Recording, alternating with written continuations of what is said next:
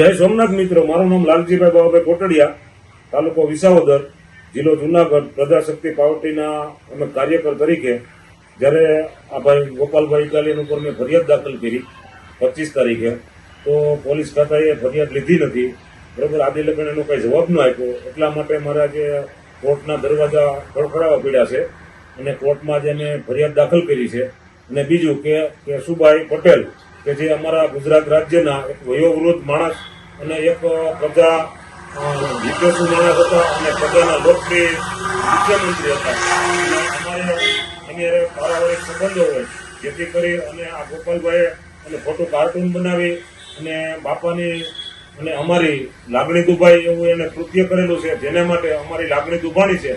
અને બાપા પ્રત્યે અને અમને અતૂટ વિશ્વાસ હતો અને શ્રદ્ધા હતી અને અમને એની લાગણી હતી. એના માટે મેં ફરિયાદ દાખલ કરેલી હતી, પણ આ લોકોએ ફરિયાદ ન લીધી, જેના કારણે અમારે આજે કોર્ટમાં ના છૂટકે જવું પડ્યું છે. તો મારી એવી વિનંતી છે કે આને ઉપર ગાયગાત પગલાં લે.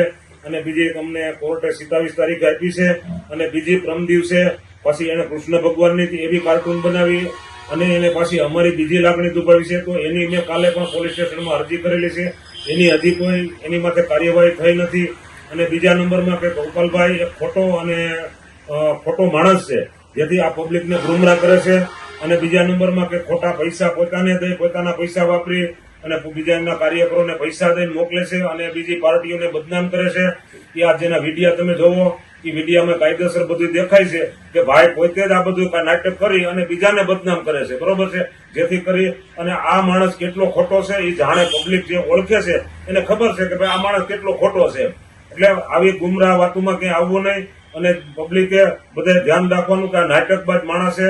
બરોબર છે, એટલે આને જેમ બને એમ આને ધૂતકારો, આ માણસને ગામડામાં ઘરવાદીઓમાં, અને આ માણસને મહેરબાની કરીને પણ એક પણ કોઈ મત ન આપે એવી મારી નમ્ર વિનંતી છે.